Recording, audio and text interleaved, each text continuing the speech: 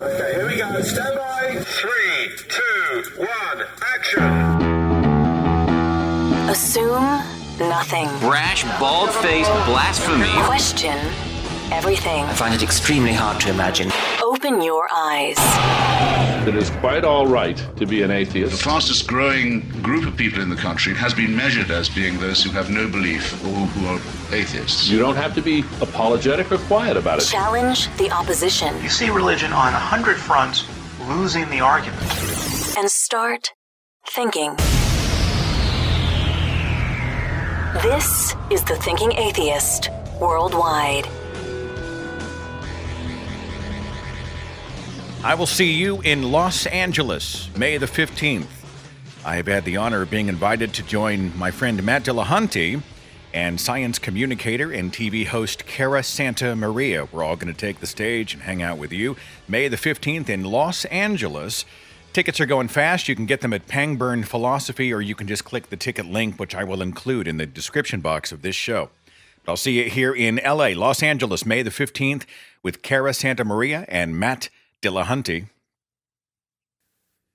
When I was an FM radio broadcaster, we used to have this popular segment on the morning show. We did it every single day, and if we didn't do it for some reason, we heard about it. Everybody wanted to hear stories of the strange, which is essentially news of the weird, just a play on the weird news segments that countless morning shows do. You scrub through the daily news stories to find some of the wackiest stuff that happens across the planet. You find 4 or 5 of the most entertaining ones, and you tell those stories on the air and then have fun with them, and people ate it up. They just love these stories, and they were fun to do. And you never ran out of material. Every day there was a fresh mountain, an avalanche of crazy stuff from all across the planet. So much so that often it was hard to decide which stories to include and which to skip.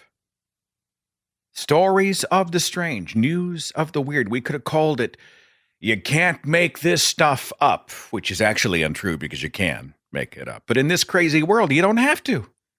We don't have to make up crazy shit. We just wait around for it to happen. It comes to us. It's like you're a hunter up in the tree stand. You just make yourself comfortable, make sure you're nice and warm, got a snack, and if you wait just a few minutes, crazy will walk right into your field of vision. It'll walk right into your sights. That's the kind of world we live in.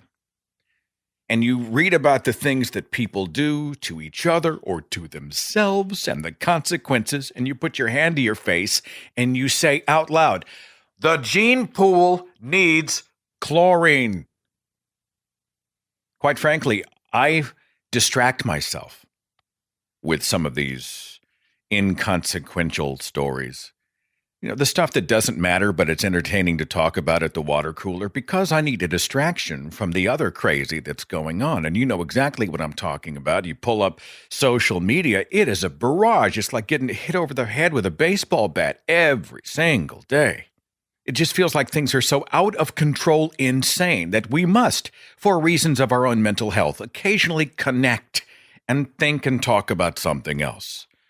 Political turmoil and military conflict in this country or this region or that town or wherever. The latest Trump tweet. Murder, theft, scandal, tension, tragedy, everywhere, every minute of every day, broadcast right into our eyeballs. Look, we are not wired for this kind of nonstop assault.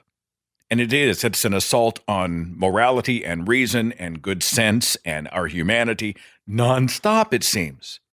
You can get a concussion just from banging your head against the wall. Sometimes you need a break. Sometimes you need a break.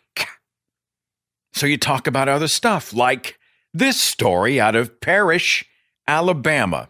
And this is absolutely true. It's the story of the poop train. A train transporting sewage. Sewage that, according to the mayor of Parrish, Alabama, smells like death. Those are her exact words. It departed New York City and arrived in Alabama a few months ago. And then apparently because of a snafu about routing and and who was supposed to get their shipment and the transfer to go to the landfill, and there was a disagreement and someone refused. Nobody wanted it. So the poop train just sat there in Parrish, Alabama, supposed to go to a transfer in Jefferson County for a landfill. Jefferson County said, no, we don't want it. We're not going to take it. So the poop train, 250 tractor trailers smelling of dew and dingleberries, it just sat there on the tracks. The ultimate stink bomb just sat there. The Stink Pickle Express, the poop train, just sat there. Now you can imagine how this goes over in a town of 1,000 people. Little Parrish, Alabama. That comes to 5 tons of shit per capita, by the way. That's just too much for a town of 1,000 people. 10 million pounds of poop. But finally, they got resolution. They figured out the paperwork or whatever, and the poop train has landed in its intended destination and gone to its landfill. I thought don't they make fertilizer or something out of this stuff? I mean, why a landfill? Why a landfill? This makes no sense to me. But this is the kind of stuff that we distract ourselves with. It's the kind of news that we occasionally have to focus on. We focus on that kind of insanity to help cope with the insanity in the rest of the world. Do you ever feel that? This is the Angry Birds of news. Sometimes when I'm working on a complex production or really, neck deep in a video edit or writing a piece or preparing a speech, and it's just heavy, I'll stop, grab my phone. I got hooked on this app, this game on my phone. It's called Angry Birds Match. It's like Bejeweled with Angry Birds. I can't stop playing it. I'm addicted to it.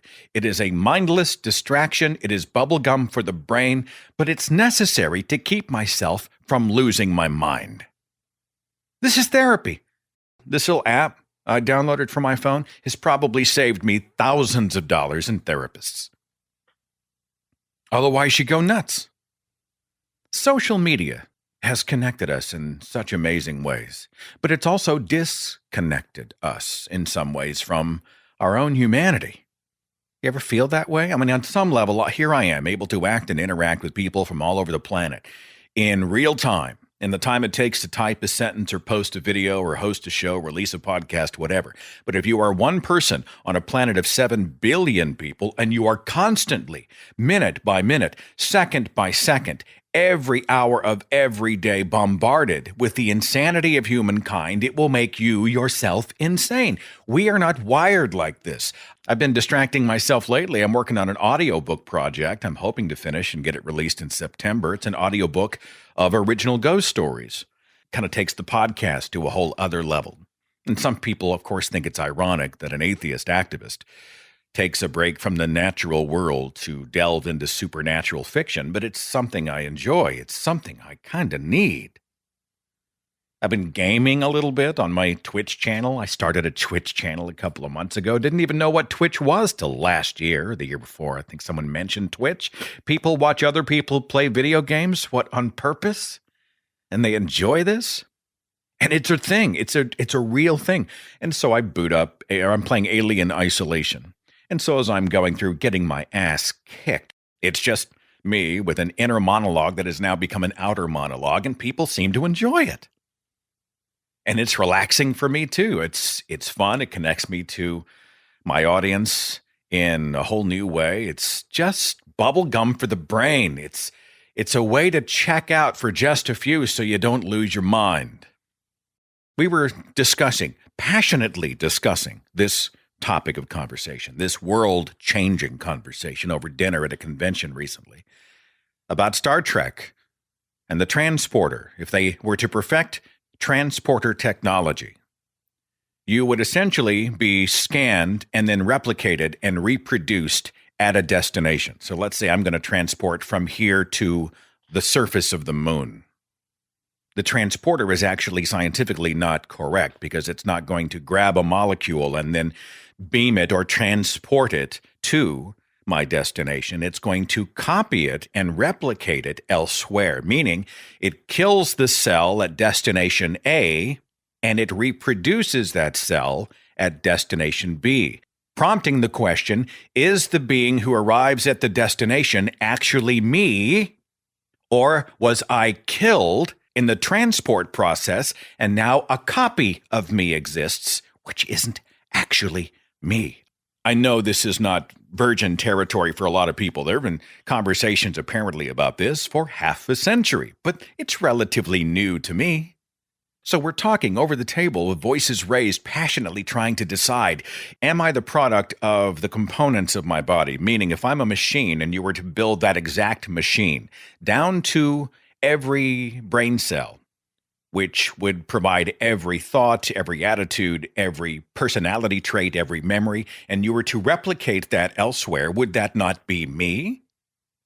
That would be me, right? If we see the brain and body as kind of a machine or a computer, then just reproducing that elsewhere exactly, well, wouldn't that be you? No, it would not be you because they killed you, and this is merely a copy of you. Oh, I look forward to seeing the comment section on this conversation. This is the kind of stuff that we have to debate, that we have to talk about from time to time to make sure that we are mentally healthy to be able to handle the really, genuinely, truly important stuff that comes down the pipe every single day, the stuff that does matter. In order for us to handle the next policy debate or proposed law or presidential edict or world conflict, we have to be able to come over here into this sandbox and talk about whether or not I have been actually beamed to the moon. We have to talk about that. Speaking of Star Trek, for my birthday, Corey, my best friend, you may have heard about him in the speech I gave a couple years ago. He knows I'm a big Trek geek, especially classic and Next Generation, and he bought me a Star Trek communicator. It's an actual communicator. It's a Bluetooth speaker. And it's got a wireless charger, a little magnet charger that this thing sort of locks onto. I stuck it on my desk. When you power it on, it gives you that really slick 60s sci-fi sound effect. Connected. Voice command. I don't know what that does, actually. Call Corey. Redialing last number. No, I don't want to do that. And I can't stop doing that little Captain Kirk one-handed communicator flip. You know, he didn't take two hands and carefully open the communicator flap. He always just flipped it. And then he would talk to her. So now we know when I'm talking to the bank or my CPA or calling my wife or whatever, there's a good chance they may not even know there's a chance I'm speaking to them through my 1960s classic Star Trek Bluetooth communicator device. By the way, Think Geek has those. I asked Corey where he got it. Think Geek, if this kind of thing rings your bell. I've been doing music more lately. I'm not a great musician. I'm like a million other people that I play for pleasure and distraction and to relax. Music hath charms to calm the savage beast. I used to do a little composing. I'm not a great one. I'll play you a piece that I've been working on here in just a bit later on in the broadcast. I released a clip of it to Facebook and got some good feedback. So, I hope you don't think it's too vain, but it's nice to be able to share the work in progress with people. So I'll pull up that file and play it for you here in just a bit in case you're interested. Did you hear the story about the zombie raccoons? This story broke earlier this month out of Youngstown, Ohio. The people kept calling the police department with eyewitness accounts of raccoons that were apparently acting like the Walking Dead. You know, they were shambling and growling and drooling and shaking and all that stuff, walking right up to pretty much anything and anyone everywhere in broad daylight, no fear. This is strange, especially for a nocturnal creature. So people are like, what the hell's going on? One lady called the police department. She said a raccoon was in her yard. It stood up on its hind feet. It bore its teeth. And then it just collapsed, bonk, just fell over backwards, and it lay there for a few minutes before it apparently came to and repeated the whole process again. It stood up on its hind legs, it bore its teeth, it fainted, boom, laid there for 2 or 3 minutes, got back up over and over and over. Apparently, they ended up killing 5 of the raccoons, thinking they were rabid. They are in a freezer 5 of them are in a freezer at the Ohio Department of Agriculture being tested. The explanation, probably not rabies. It's probably distemper. Certainly not a raccoon zombie apocalypse. But God, this would make such a good B movie, don't you think? All the raccoon roadkill lying there on the side of the road, and all at once they reanimate. And they stand up on their hind legs and they bare their teeth. And they shamble forward and then fall over for a few minutes. Get back up, bare their teeth. I don't know. It just sounds like a great movie. Somebody call sci-fi. Here's a story out of China. Apparently, they're dealing with traffic violators in a fresh and interesting way tied to social media. What happens here when you get a traffic ticket? Well, you pay a fine. You go to court, plead your case, usually end up on the hook for $100 or more. In China, Southwest China, apparently the courts are going to let you avoid your fine over a minor traffic violation if you agree to go on your social media page, Facebook or Twitter or whatever, and confess. I was speeding 10 miles an hour over the speed limit. I didn't stop at a stoplight or stop sign. I didn't use the crosswalk, whatever. You go on and you confess. Apparently, they will waive your fine if that confession gets 20 likes on social media. Hell, I think you get 20 likes by accident these days. It seemed like much of a requirement. Make it 2,000 likes. Now it's a challenge. Now it's a game. But it's still interesting, and it's really happening in China.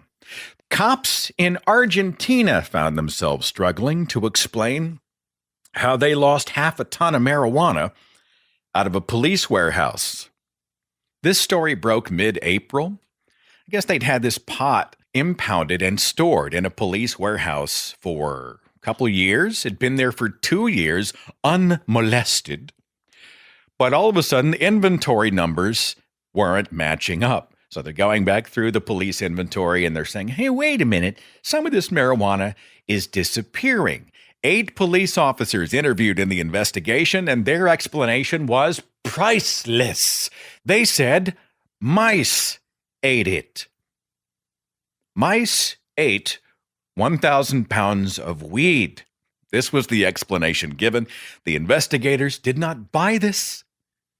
Forensic scientists say that mice know the difference between pot, which you smoke, and food, which you eat. All 8 of those police officers investigated have been shown the door. They lost their jobs. Of course, this excuse that they've given sets off all kinds of calculations in the brain because it becomes a logistics problem. How many mice would it take to eat 1,000 pounds of pot in a relatively short amount of time? You get a mental image, don't you? And wouldn't those mice still sort of be hanging around? It's not like they're hugely motivated to run off, right? They're just chilling. They got a bag of chips. The cops show up and they're like, hey, what's going on? They would not be motivated to leave the area. Seems like common sense to me.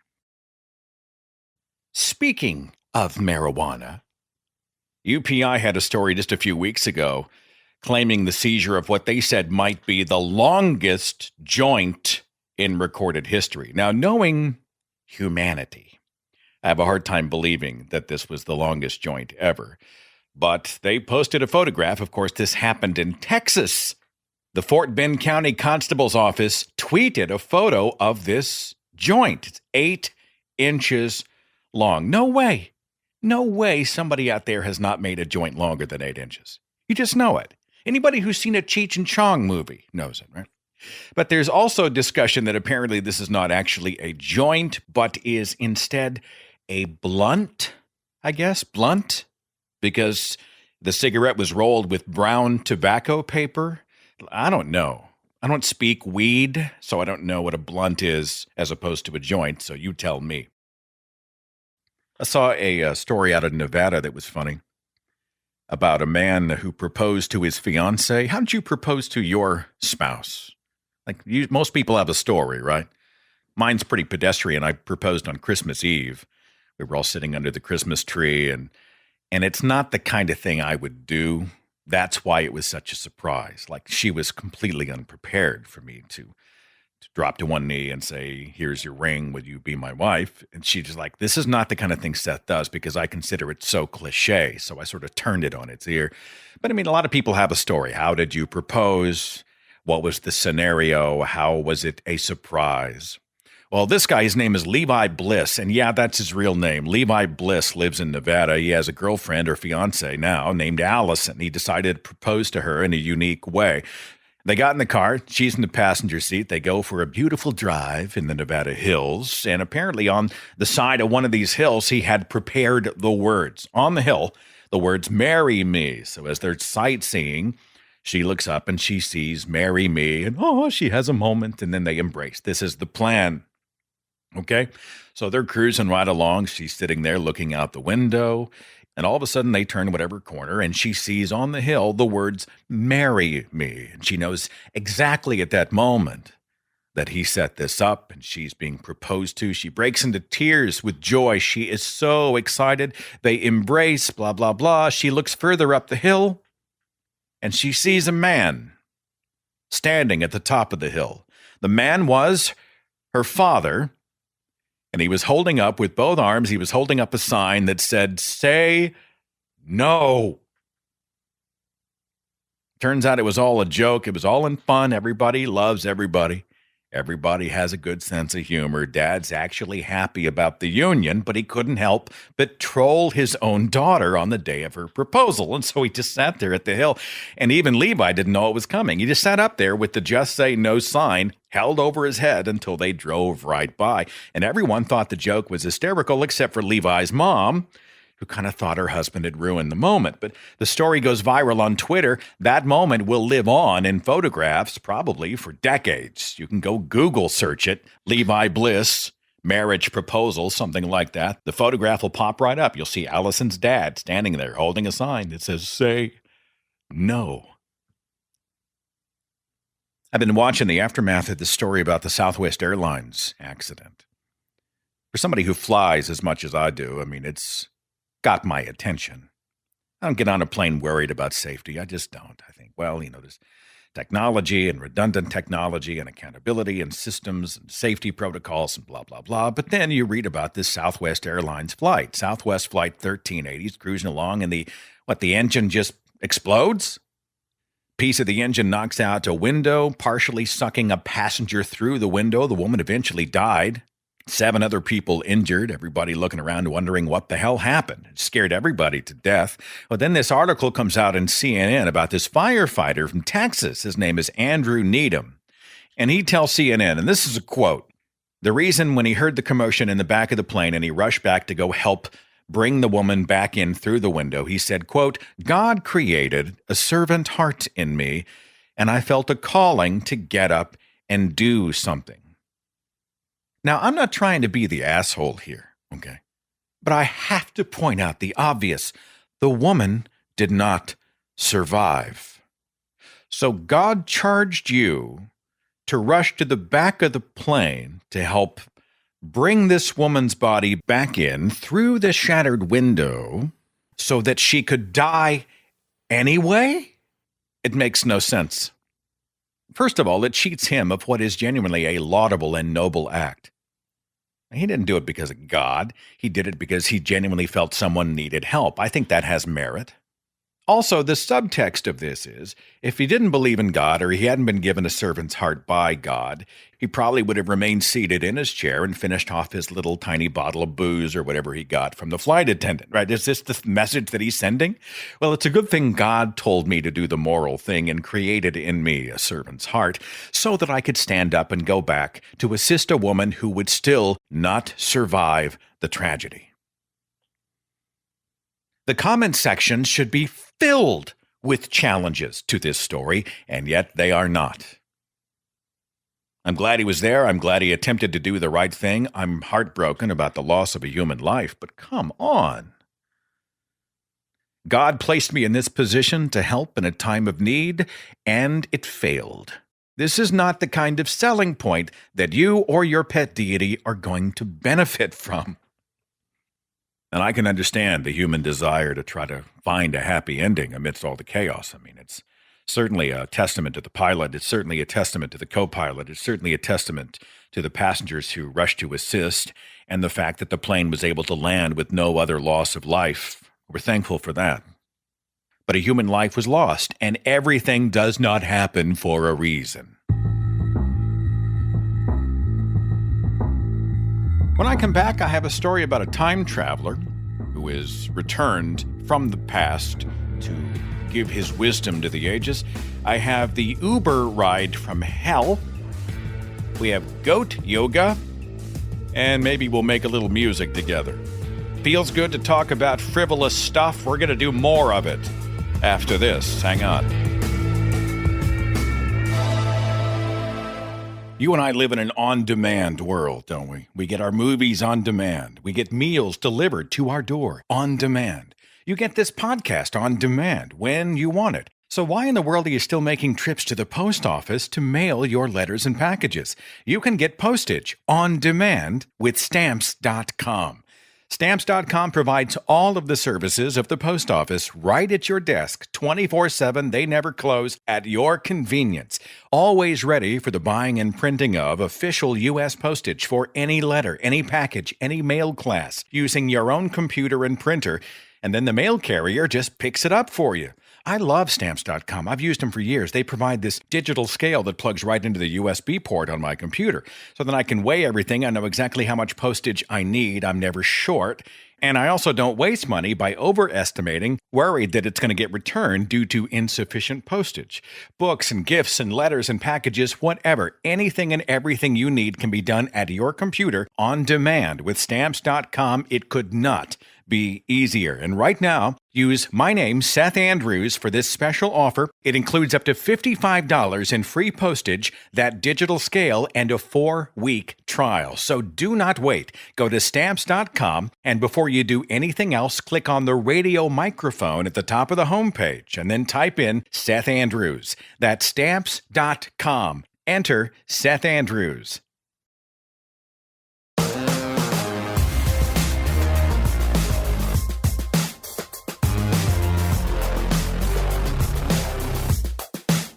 Are you not a patron on my Patreon channel? Why are you not a patron on my Patreon channel? If you do decide to support me via patreon.com/Seth Andrews, you get this show absolutely commercial-free every single week and a bonus broadcast every month. You also get the show 2 days early, and you're supporting your humble host. So thanks for the support. Patreon.com/Seth Andrews. This broadcast is kind of a distraction, a nice way to wrap up the month of April as we talk about just weird shit from around the world. Stuff that doesn't matter all that much, but it's interesting to talk about and a nice distraction from the insanity of humanity. When's the last time you took an Uber? Right? Instead of a cab, you called Uber and you took a ride in someone's car from point A to point B. You just never know what's going to happen. Usually it's uneventful, but when you're drunk, well, all bets are off. Guy named Kenneth, partying with some of his buddies near West Virginia University a few weeks ago. And wisely, he decided he was too drunk to drive, so he called Uber. Specifically, he dialed for an Uber XL. The Uber XL is a larger vehicle, in case you have more people or you need more room for your stuff. Uber XL, but he was by himself, he was solo, and he needed a lift back to his house. This was reported on Mashable. Kenneth apparently was too drunk to realize how expensive it might be to take an Uber from the party in West Virginia to his house in New Jersey. That's over 300 miles. It's 5 hours by car. That's 5 hours, by the way, that Kenneth does not even remember. Like he just sort of woke up in his house the next day with a bill. That Uber ride bill came to $1,635.93. I take Uber from time to time. I've always had a good experience with one exception. One exception. I was in New York City last fall. I was doing an event, and I took an Uber back to the hotel, but I decided to do the Uber pool, which is the kind of deal where you spend a few bucks less, but you're carpooling with other people who are supposedly going the same way, supposedly. And so you get in a car with strangers, just people who got picked up along the way, and then the driver just drops you off in whatever order happens to be convenient. So I'm in the front side passenger seat, and there's two women in the back.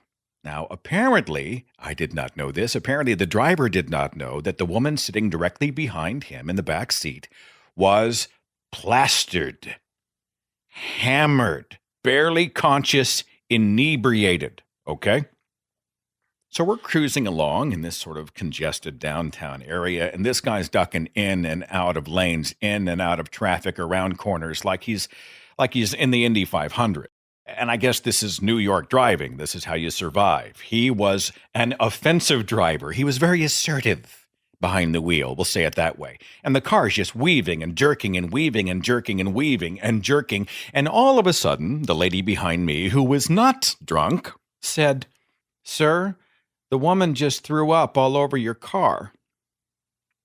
Well, we were right on top of her destination, so he pulls the car over. He gets out, and the guy's just horrified at seeing his personal vehicle desecrated by this woman. Just she hoiked all over the back of the car. And she was so drunk that she did not even know that we'd arrived. "Ma'am, we got to get up. Ma'am, you're at your destination, ma'am." And finally, she's able to sort of amble out of the vehicle and up to whatever door there is. And he's just looking at the mess, wondering what I'm going to do. Now, I've learned since, I guess there's a serious fine for people who throw up in an Uber, like it's an automatic couple $100 or something. But I was watching him. He got back in the driver's seat, and you give a rating to the passengers. Like the passengers can give a rating to the driver 1 to 5 stars, and the driver also rates the passenger. Were they a good passenger? And the driver gave this woman 5 stars out of 5. Why? Why did you give her 5 stars? She yacked in your car. We all held our noses for the next few minutes until we finally got to our points of destination. And I've Ubered on many occasions since then. Not the pool. No, I'll spend the extra few. Trust me, the extra $5 or whatever, it's worth it. It is so worth it. You know, my friends, you never know who or what you're going to discover on YouTube. There's a guy named Steve Purcell, and he has made a video and has released it to YouTube, and it's been picked up and viewed by a lot of people out there. On this video, Steve Purcell declares he has encountered God. Now, this is not anything groundbreaking until you hear the rest of the story, because it gets better. Steve has declared that he was lying in bed. This is just a few weeks back. He's lying in bed. He's feeling awful, staring at the ceiling.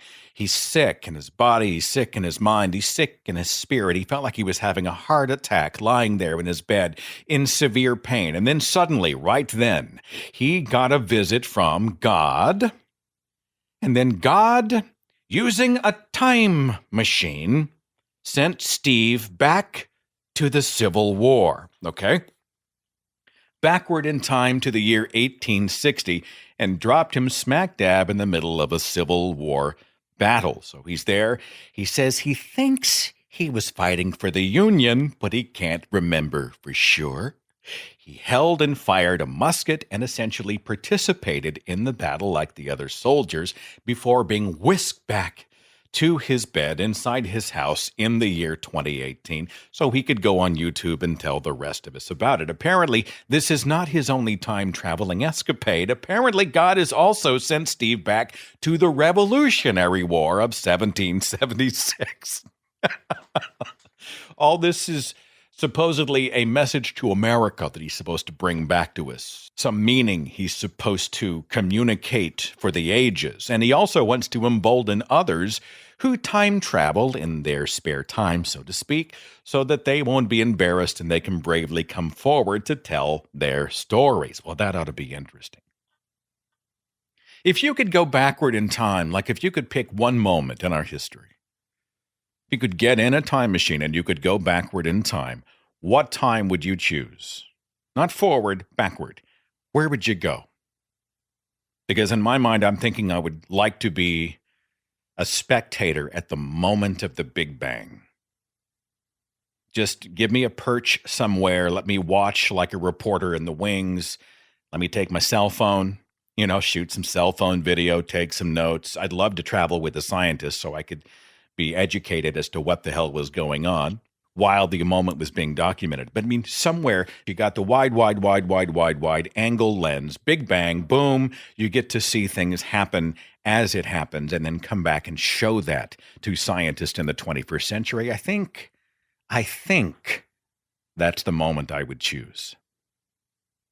And then the next question, of course, is if I put that video on YouTube, will YouTube then demonetize it because they say it's too controversial for the advertisers? Which is a whole other conversation I've been having. Did you know, my friends, that we survived the end of the world? Again?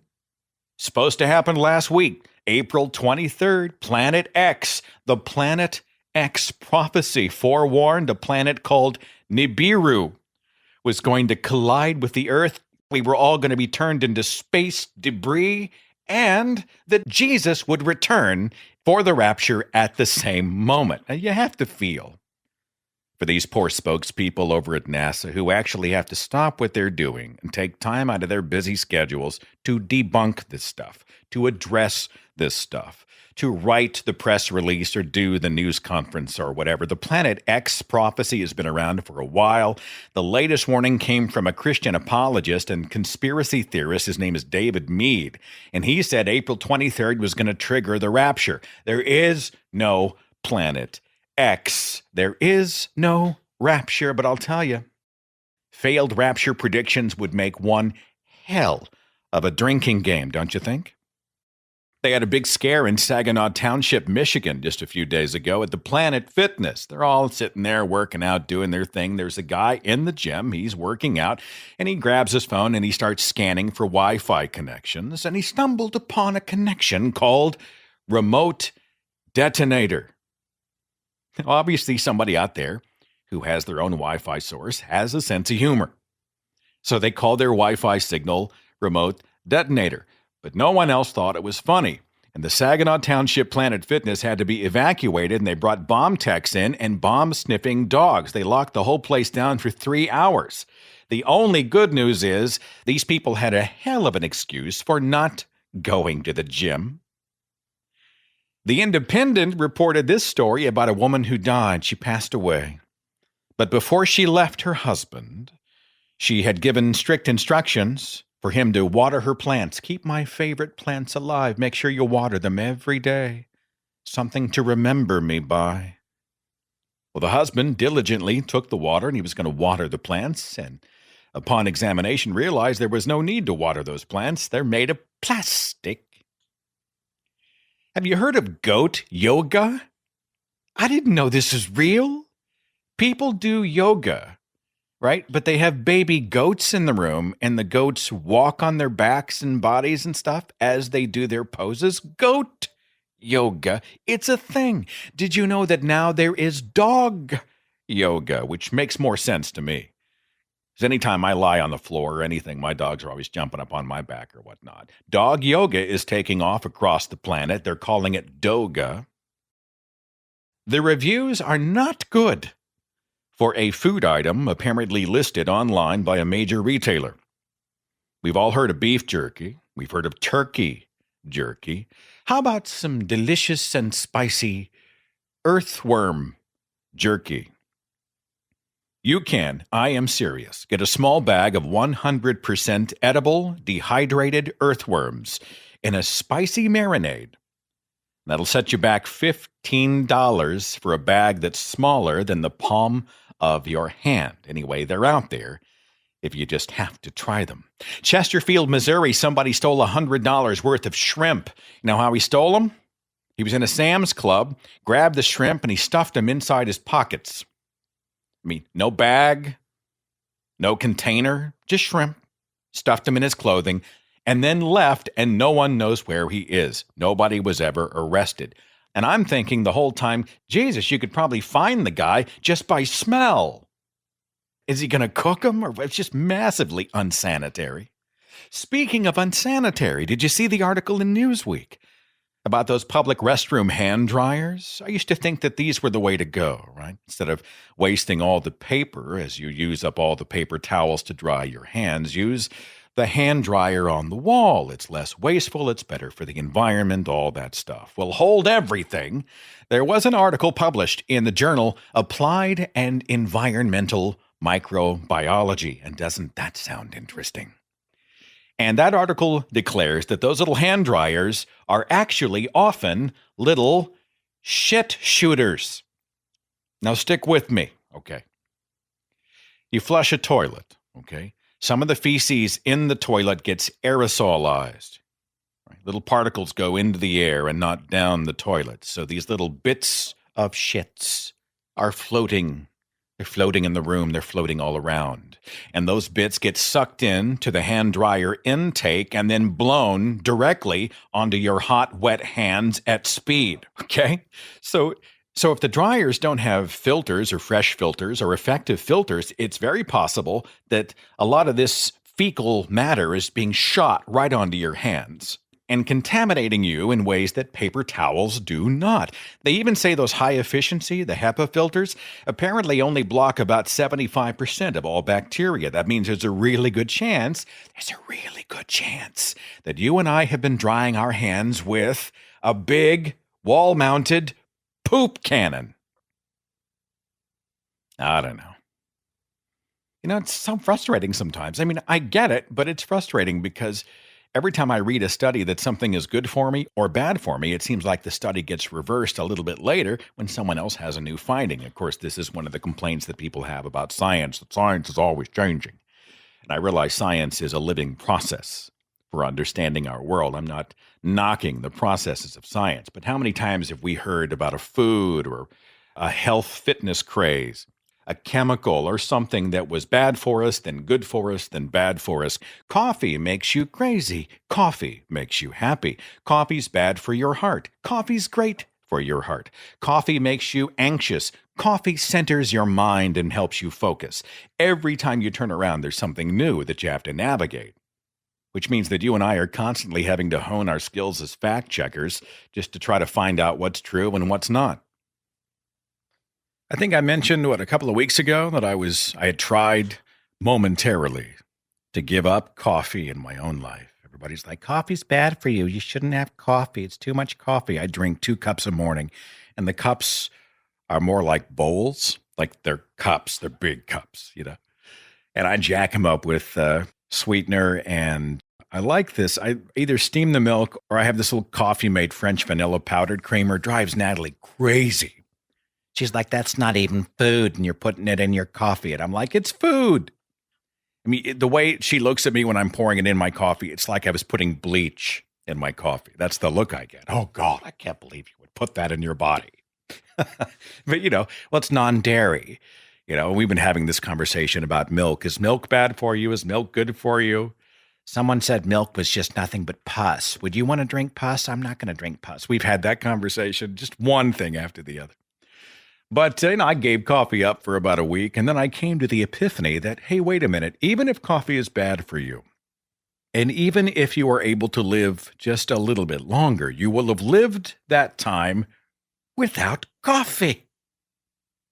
Well, that's not living.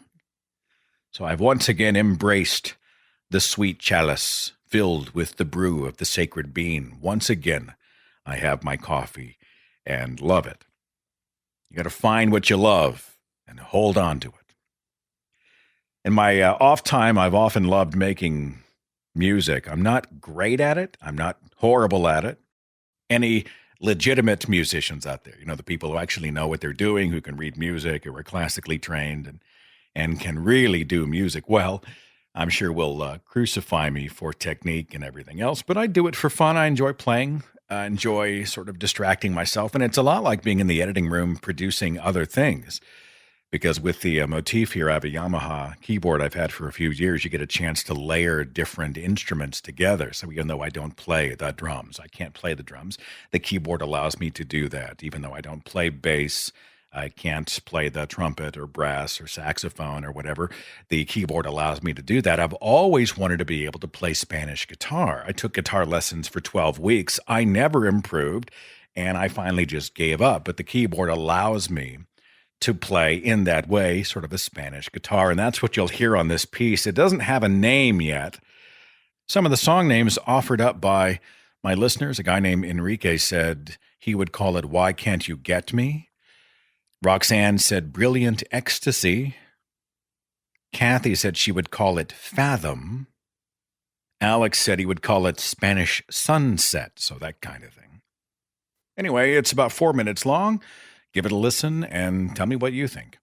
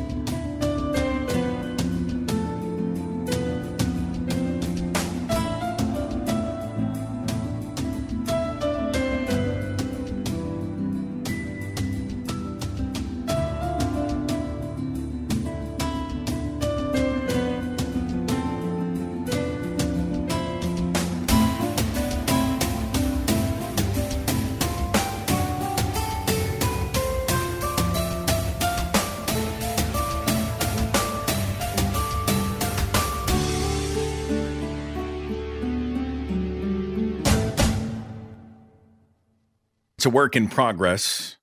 I think it's close to finished, but I may tinker with it even more. Anyway, music is occasionally where I'll go to decompress and relax and just breathe a little bit. Thanks for indulging me as I share that with you. I hope you have a place in your life where you can go and decompress as well. Maybe this podcast is one of them. It means a lot that you're here, that you're listening. Thank you so very much. There is no podcast next week. I will be back in 2 weeks, and we'll do it all over again, and I'll see you then. Follow The Thinking Atheist on Facebook and Twitter. Watch dozens of original videos on the Thinking Atheist YouTube channel. And visit our website for resources, links, contact information, the editor's blog, and more. thethinkingatheist.com.